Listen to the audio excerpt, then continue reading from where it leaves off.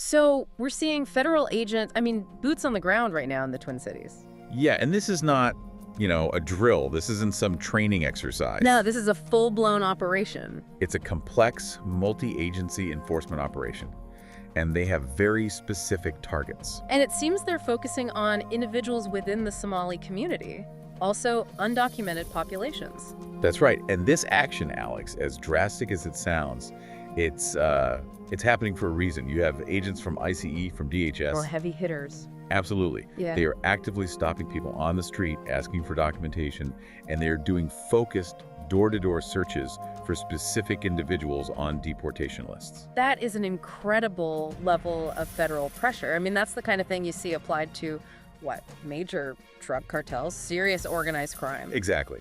And it's being brought to bear on one American state, because the trigger for this whole thing is just pure economic devastation. You're talking about the fraud scheme? A scheme that has potentially billed the state of Minnesota for over $1 billion. $1 billion for social services that were never even delivered. $1 billion. It is easily one of the biggest welfare fraud schemes in American history. And what's so fascinating, so bizarre here, is that the whole thing wasn't uncovered by some grand jury. No. No, not initially. It was exposed by this tiny, almost absurd financial detail. A single unpaid lien-in for $3,000 to $47. $3,000. On a luxury condo in Dallas.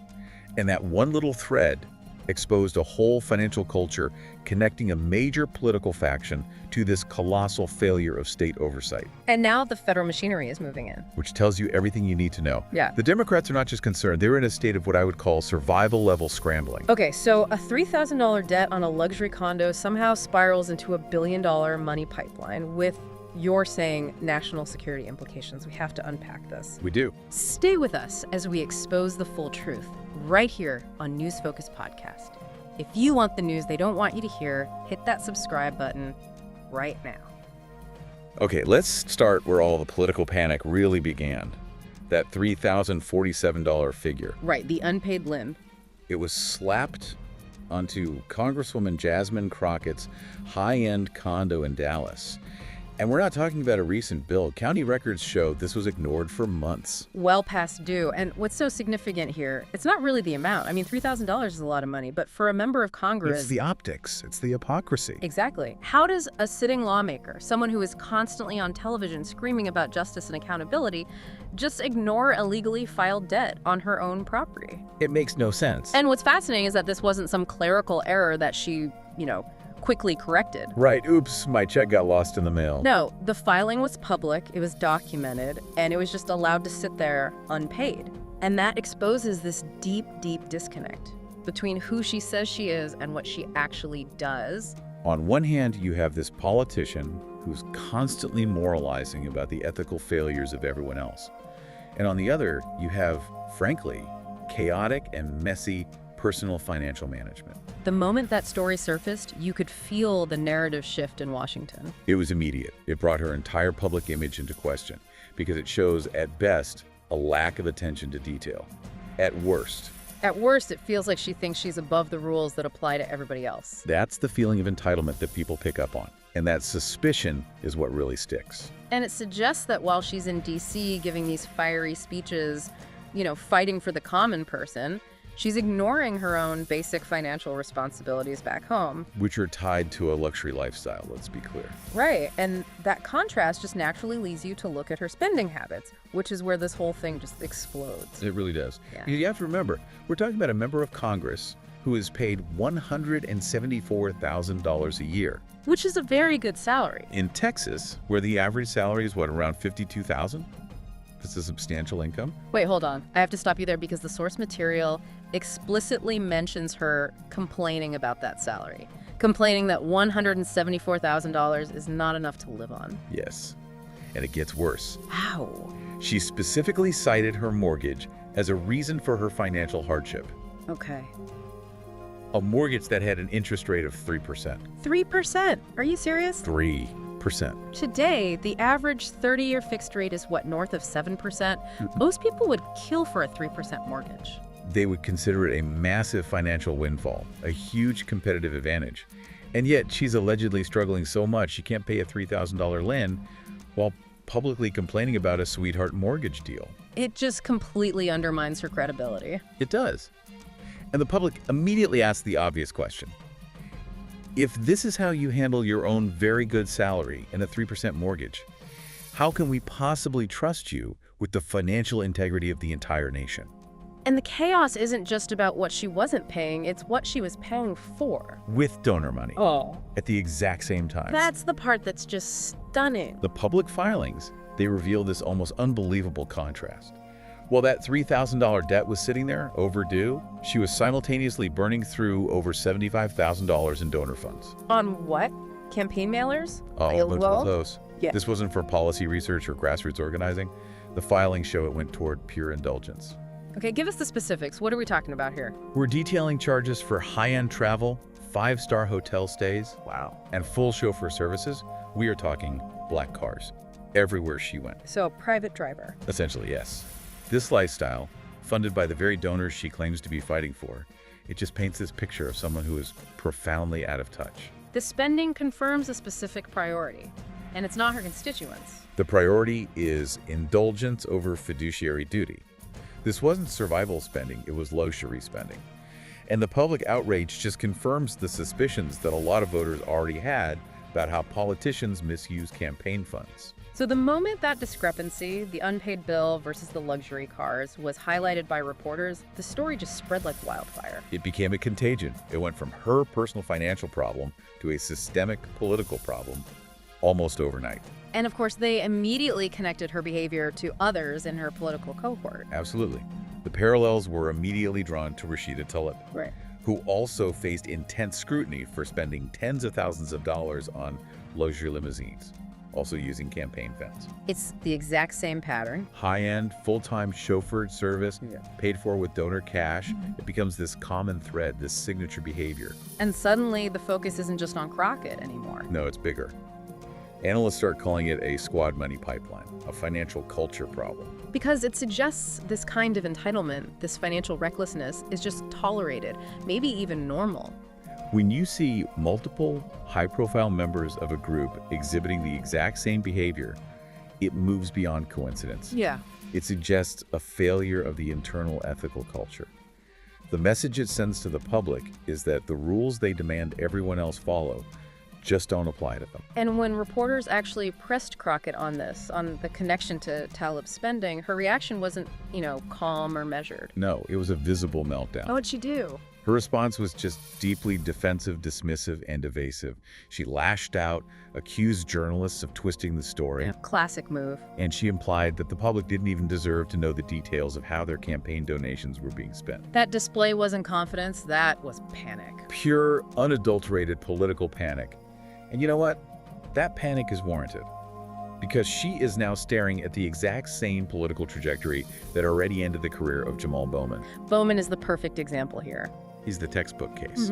He had the high profile, the aggressive style, but then came the A chaos. fire alarm incident. Right. Then the serious ethics issues, and it all culminated in a devastating primary defeat, a complete political wipeout. And that's the cautionary tale for this whole political faction. It is. Once voters saw a pattern of erratic behavior and questionable financial choices with Bowman, they got rid of him. And now, behind the scenes, Democrats are in full-blown panic mode. They're afraid she's next.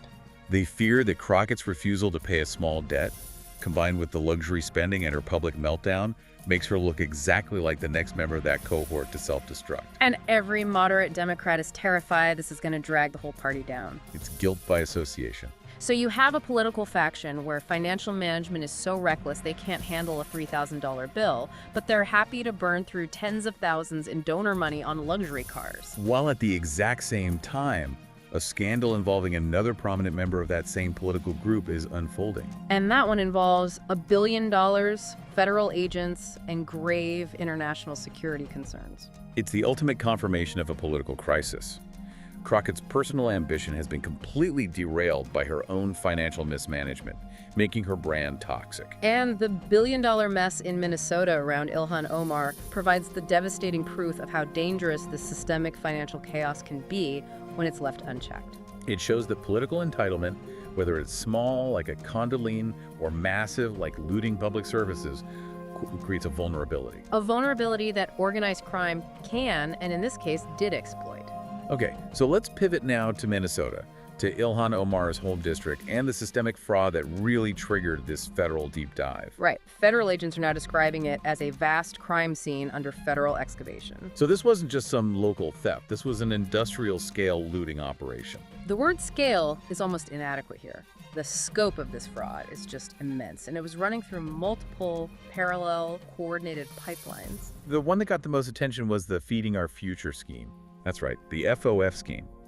That one alone accounts for over $300 million stolen from federal child nutrition programs. But the source material is very clear that FOF was just one piece of this much larger puzzle. It was.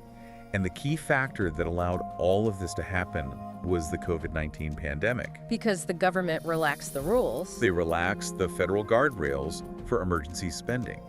State auditors report that organized crime networks realized almost immediately that they could exploit these new programs. And they moved fast. Very fast. You saw similar rapid explosions in two other areas: autism therapy spending and housing stabilization services. And when you look at those numbers, I mean, they're just statistically impossible under any normal circumstance. They are mathematical proof of fraud.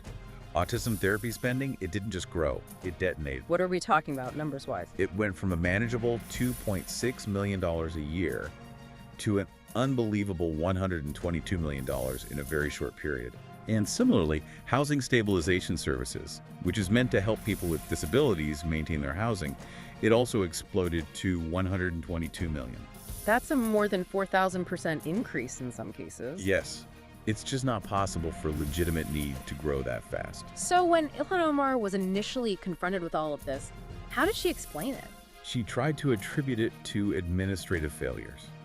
Her claim was that when these new programs were set up so quickly during the crisis, a lot of the guardrails did not get created. So she was implying the state government was just sloppy and criminals found the holes. Exactly. She blamed administrative oversight issues, not intentional, organized crime. But the federal findings, they tell a very different story. They sharply contradict that narrative. Federal prosecutors and the FBI determined this was not simple bureaucratic negligence. They called it a sprawling, organized scheme. And they have proof. They do. They've arrested the leaders of organized criminal networks. These were not random individuals taking advantage. These were sophisticated operations. Some of them were even connected to a prior $50 million theft ring. So the message from the feds is clear. This was an industrial-scale looting machine operating right under the noses of state officials. In concert, yes. Let's dig into the mechanics of the FOF scam, since it was the biggest. How did they actually steal the money? The program was designed to reimburse nonprofits for meals they provided to kids outside of school. During the pandemic, the USDA waived the rules that required site monitoring and pre-approval. And that created the perfect storm. It did. These organized groups allegedly set up phantom food distribution sites that never existed, or they would wildly exaggerate the number of kids they were serving. Claiming to feed thousands a day when it was really just a handful. Or none at all. Then they'd submit fraudulent invoices for millions of dollars of food that was never purchased. And the state, lacking any monitoring and under pressure to get the federal aid out the door, just paid the bills. They acted as a pass-through for the fraud. The state system effectively became a massive, unmonitored slush fund. And the sheer audacity of that crime is what really raises the political stakes for Omar. Precisely. Her district is the epicenter of this financial black hole. She is the prominent voice for the community where this organized crime flourished, which links her political fate to the largest welfare fraud case in U.S. history. But the reason this went from a major local scandal to a national security priority is where the money went next. That's the part that is truly chilling. We're talking about taxpayer cash meant for hungry kids in Minnesota being routed overseas. Massive amounts of it, systematically. It was allegedly done through remittance networks, informal value transfer systems, and cash couriers. And a huge chunk of it flowed directly into Somalia. It did. Okay, we need to clarify what these remittance networks are and why they're so hard for the government to track. Sure. A remittance network, it's also called a Hawala system, is basically an informal, trust-based money transfer system. Very common in diaspora communities. Right. So you give cash to an agent here in the U.S., and another agent in Somalia delivers the equivalent amount to the recipient, all without a formal bank wire. They just rely on ledgers and trust, So it's outside the normal banking system. which makes it notoriously difficult for Treasury analysts to trace the flow of illicit funds compared to, say, a normal wire transfer. So millions in fraudulent welfare cash started pouring into these untraceable pathways leading straight into Somalia. Why did that specific pattern trigger national security alarm bells? Because of the financial signature of the transfers. What did that mean? When Treasury analysts flagged these patterns, they immediately recognized a chilling similarity. They matched the known pathways and the techniques used in previous high-priority terror financing investigations. Investigations that were directly tied to al-Shabaab. The al-Qaeda-linked extremist group in Somalia, yes. Now, let's be absolutely precise here. The source material confirms that federal agencies have not said that these Minnesota welfare dollars directly funded terrorism. That is correct. A direct, provable link between a specific stolen dollar and a specific al-Shabaab operative has not been confirmed publicly. Oh. However, the financial patterns, the sheer volume of cash, the speed of movement, the destination, and the reliance on these specific informal transfer methods were so eerily similar to known extremist financing routes that the operation was immediately escalated. And under President Trump, it was designated a national security priority. Instantly. It moved the investigation from a matter of fraud to a potential counter-terror concern. And when you realize the gravity of that, the political reactions we saw from Ilhan Omar suddenly make a lot more sense. The desperate, emotional speeches in Minneapolis, shouting about xenophobia, attacking reporters. That wasn't damage control for a small administrative error. No, that was panic. Because the federal government had just pulled the national security card, they signaled they were not going to treat this as a simple paperwork problem anymore. They realized American taxpayer money could be inadvertently supporting geopolitical instability. And the more vocal she became, the more political leverage President Trump gained. Which brings us to his statement. He didn't use any nuanced policy language. He just came out with a direct, unvarnished comment that completely reframed the scandal. When he was asked about it, he said plainly, "Somalians have caused a lot of trouble. They're ripping us off for a lot of money. We're not taking their people anymore, and we're getting a lot of their people out." And that statement was like a political earthquake. It just instantly shifted the public discourse. It was no longer just about misplaced funds. It was about immigration integrity and national security being breached at the same time. And that directive kicked off a massive, coordinated government sweep. We saw the DOJ expand its fraud task force, DHS pulled every relevant immigration report, and the Treasury Department widened its remittance tracking net, flagging these transfers in real time. So this wasn't just the FBI. This was DHS, ICE, DOJ, Treasury, all of them treating Minnesota like a multi-billion-dollar crime scene. Under federal excavation, insiders confirmed that Trump's instruction was basically to treat every unexplained transfer as illicit until proven otherwise. That's a huge strategic shift. It is. Under previous protocols, this might have been contained locally, maybe dismissed as bureaucratic clutter. But now, with that potential terror financing link, accountability is back on the table. And the federal noose is tightening. Not just around the criminals, but around the state leadership that allegedly allowed this whole environment to flourish. Okay, so the moment the federal government put that national security lens on this scandal, the focus shifted right to the top of the state government, to Governor Tim Walz. Yes, the Democratic governor. This is where a local failure allegedly becomes a full-blown political cover-up. It becomes a systemic crisis, and the evidence suggests that Walz's office wasn't just negligent. The source material alleges a conscious political calculation was made to shield the fraud. That's the core allegation. So let's lay out the timeline here. Walz was warned about this massive organized fraud years ago. Who warned him? His own internal investigators, specifically people within the Department of Human Services, the DHS, which oversees all these programs. So his own people. His own people were raising red flags about the exponential growth in programs like the autism therapy and housing services. They believed they were being systematically defrauded. And the warnings were clear. Allegedly clear and direct. The state was hemorrhaging taxpayer money to coordinated criminal rings. So if he had these internal warnings years ago, why would a governor who is responsible for taxpayer money allegedly ignore them? The alleged motive is what turns this from simple negligence into intentional political shielding. Oh, okay. The claim is that Walz feared that cracking down on nonprofits tied to the Minnesota Somali community would risk alienating a core Democratic voting bloc. So it was a political calculation. The allegation is that protecting his political coalition was prioritized over aggressively prosecuting organized fraud rings who were siphoning off billions of dollars. So they delayed investigations. Allegedly, yes. Investigations were delayed, reports were ignored, and warning signs were systematically dismissed, all to avoid political backlash. That is exactly why critics are framing this as Minnesota's Watergate. Right. It moves beyond incompetence. It becomes a deliberate act of political self-preservation at the expense of public safety and financial integrity. Watergate was defined by the cover-up, the abuse of power to protect political allies. Which is exactly what the whistleblowers allege happened here. And that systemic abuse triggered something I've never seen before, a whistleblower mutiny. This part of the story is just incredible. We're not talking about one or two disgruntled employees here. No, we are talking about over 480 state employees, DHS workers, publicly accusing their own governor of facilitating this fraud. 480 people. Just think about the collective risk, the professional courage that took for that many people to publicly revolt against their employer, the state of Minnesota. And what did they accuse him of? They accused him of actively shielding the people engaged in the fraud and, critically, of retaliating against any internal investigator or employee who tried to expose it. What kind of retaliation are we talking about? They detailed a system of extreme intimidation.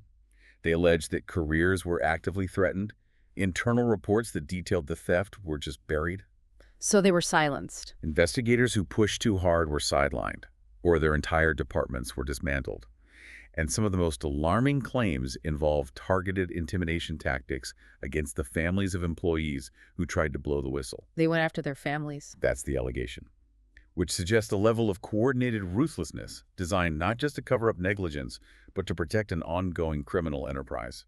The employees were describing a system where silence enabled industrial-scale looting, and speaking the truth meant risking your entire livelihood. And remember, the initial federal estimate on this fraud was around $1 billion. The whistleblowers themselves, the people who worked inside that system, they suggested the final true cost could reach an unimaginable $10 billion. $10 billion. It's just a staggering number. And it paints a picture of a political leader who wasn't just asleep at the wheel. No, the allegation is that Governor Walz intentionally disabled the safety systems, the guardrails, to maintain his political coalition. It is the textbook definition of corruption at the highest level of state government. And the political pressure finally became unbearable when he was forced to address this on national television. His now infamous meltdown on Meet the Press. When he was pressed directly on why Minnesota suffered the largest welfare fraud scandal in U.S. history, he just seemed completely unable to offer a coherent answer. His defense was a masterclass in strategic avoidance. He blamed national politics. He blamed cuts to the Inspector General's office. Anything but his own administration. And then, in a move that analysts just found deeply confusing, he blamed prosperity for attracting the criminals. He blamed prosperity, as in Minnesota was too successful, and that's why the criminals come. That was the claim, that Minnesota's success made it a magnet for fraudsters. He was effectively trying to frame the fraud as some external consequence of his good governance, rather than a catastrophic internal failure of oversight. He was desperately trying to avoid the core issue. At one point, he tried to claim he takes responsibility for putting people in jail, which was a comment that immediately went viral because it answered none of the fundamental questions about his administration's alleged failures. That whole interview was just the clearest sign that he was drowning in this scandal and had no strategy to get out. And that meltdown gave President Trump the perfect opening to issue a devastating national verdict. He didn't hold back. Not at all.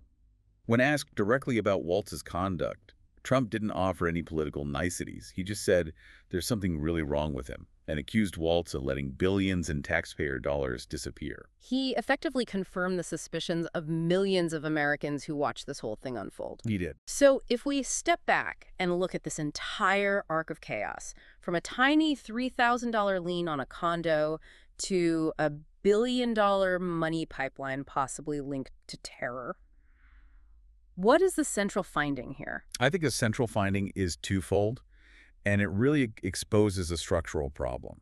First, the financial chaos around Crockett and Taleb, it confirms a pervasive culture of entitlement. A poor sense of fiduciary duty. Right. They talk about protecting the vulnerable while treating public and donor money like a personal lottery account. And that just erodes public trust. And the second part. The Minnesota pipeline. It provides the staggering real-world cost of weak state oversight. It shows what happens when political convenience, that alleged fear of alienating a voting bloc, is allowed to trump rigorous accountability. It created a gold rush for criminals. And because of the specific financial ruse they used, it led directly to potential national security nightmares, with money flowing through pathways historically linked to terror financing. So what's the ultimate implication here? The era of local politicians being able to contain or just ignore corruption is over. The fact that the entire federal machinery, Treasury, FBI, DHS, ICE is now actively mapping these money trails means this is no longer just a state problem, it's a national reckoning. A new era of accountability. This aggressive federal response, which was triggered by that potential terror link, will inevitably tighten the noose in all 50 states where similar pandemic-era oversight failures might have happened. That's the reality we're facing. But I want to know what you think. Tim Walz allegedly shielded this fraud to protect a political voting bloc. Do you believe political convenience should ever trump accountability for taxpayer money? Let us know your opinion in the comments below. We read every single one. I'm Alex. And I'm Sophia. Thanks for listening to News Focus.